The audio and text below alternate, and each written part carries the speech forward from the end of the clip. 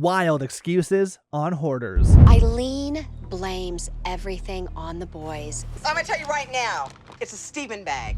I know it is. Stephen, you should go away right now. You should go away. When your family challenges you, you stop them. I don't know what to do. Are you afraid of Eileen? The biggest rat I've seen is about 16, 17 inches.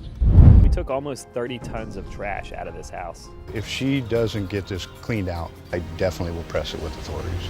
It might be smarter to bulldoze it and rebuild, or sell and move on. Blaming others for your compulsive hoarding whilst actively hoarding is just wild. Eileen, a mother of 6 boys, reveals she has a lot of stuff in her house. I think we can see that. I'm Eileen. I have 6 boys.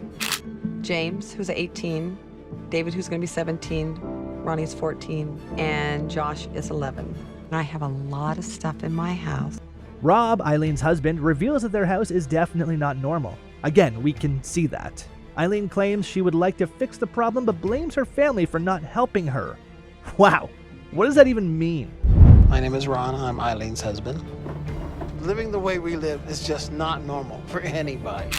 My husband and my children have been on me for quite a long time to fix the problem, but how come you won't help me to fix it? Ron reveals she blames them, yet when they actually want to help her, she freaks out.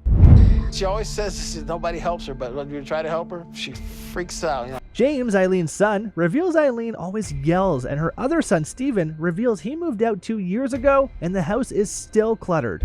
They always say you yell. Yeah, I do, because when I talk, you sit there like I'm not talking. She starts yelling, I just kind of sit there and look at her and just tune it out. 2 years since I've lived in that house. When I left, it was pretty cluttered. Kind of gotten to the point to where they got to do something about that house because it's not getting any better. Stephen threatens to call the health department and take his younger brothers away as they deserve a better place to live, and the outside is even worse. Dang. Stephen said if the house doesn't get cleaned up, that he's going to call the health department to have his younger brothers taken away because this is not a good environment for them to live in. My younger brothers, and they need a better life. They need a clean house, and it's really hard seeing them live in that house.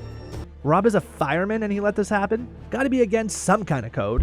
If we came to a house with the living conditions were bad enough, you're supposed to take action, but you just don't want to take action. My children would have to be taken away. Finally, Dorothy Behringer arrives on scene and she has a lot of work on her hands. Eileen is not looking very sane. Apparently, it's everyone else's fault but hers. How fast this whole 2 days goes is dependent on who? All of us.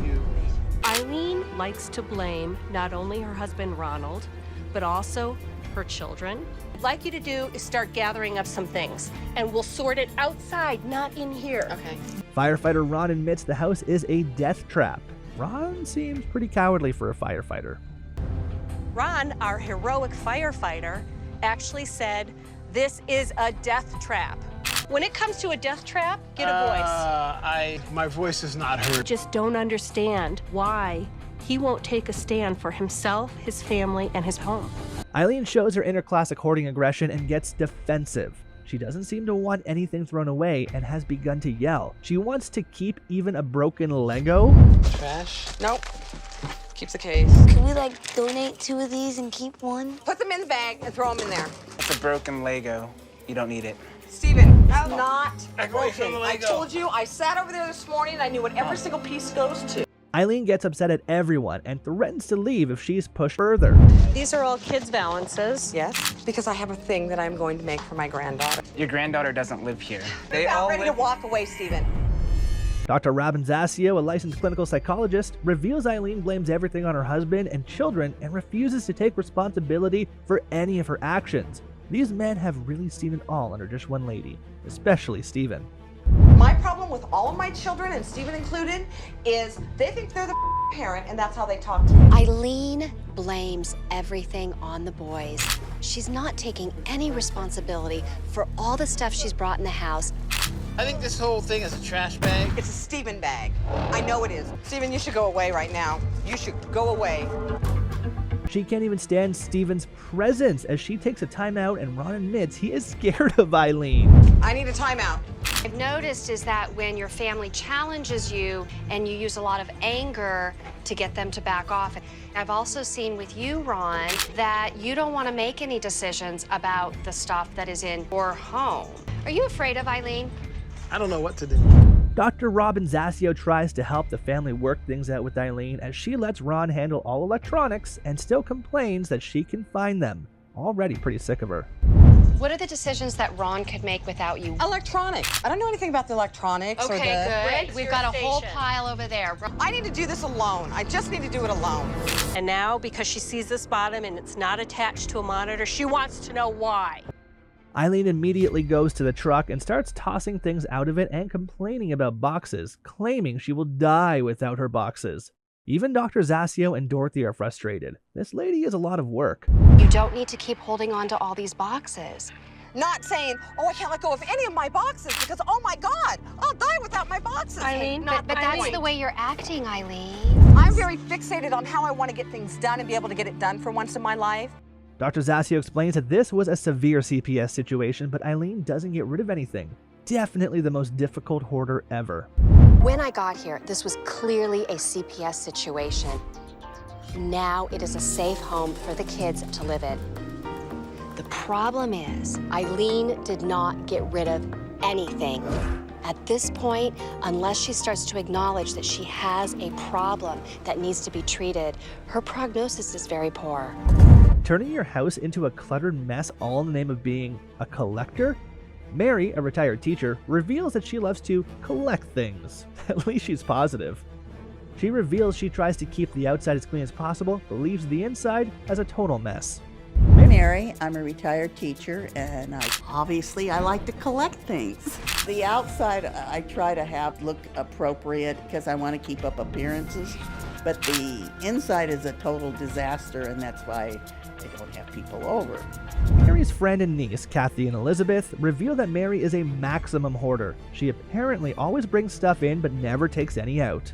I'm Mary's friend. Mary, you're a hoarder. I'm Elizabeth, and Mary is my aunt. Mary is a hoarder to the maximum. She shops.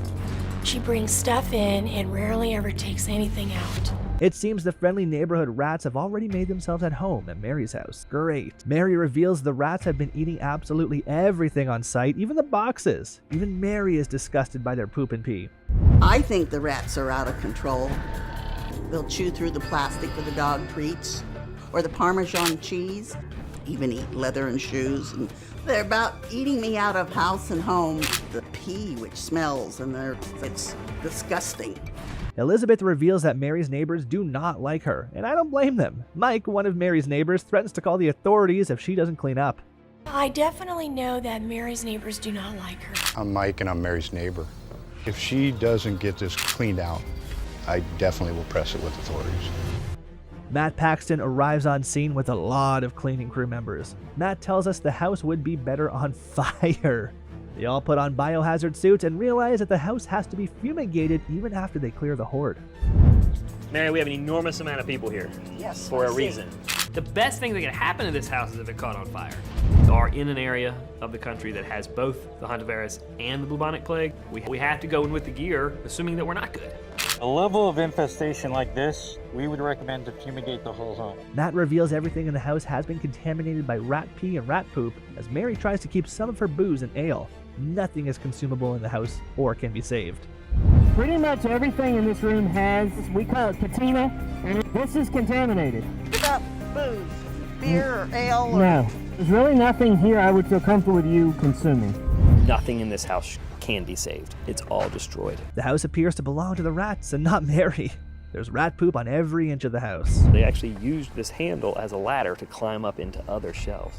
This is the rat's house. You see all of this. This is just all rat poop. Cleaning day 2, and they're all still trying to get rid of all that rat poop. Matt reveals there are cats, dogs, rats, and mice all in the same house. Disgusting. Some mice are popping up. So now we know in the same house we've had cats, dogs, rats, and mice. Matt reveals there is a lot of structural damage done to the house by the rats. The house is totally unsafe. This is bad. This house, as you move more stuff out, you see how damaged this house really is. The water has come from over there. You can start to see where it is. Starts over there at the sink. It comes here now. Watch the floor move when I move my foot. Dr. Zasio and Mary can't believe their eyes. There was more rat poop than there is a floor. Mary admits the house might need to be torn down. I've never honestly seen anything like this in my life. The entire floor was covered with rat feces. What would you think about this house? It would need to be torn down. They all come into the house for an inspection and they're all happy it's so spacious. It's beyond saving, but at least there's space. Matt suggests they bulldoze and rebuild or sell the house and move on. Go in the front door, Mary! God. Oh my gosh. We took almost 30 tons of trash out of this house. You have to make a mathematical decision now. It might be smarter to bulldoze it and rebuild, or sell and move on.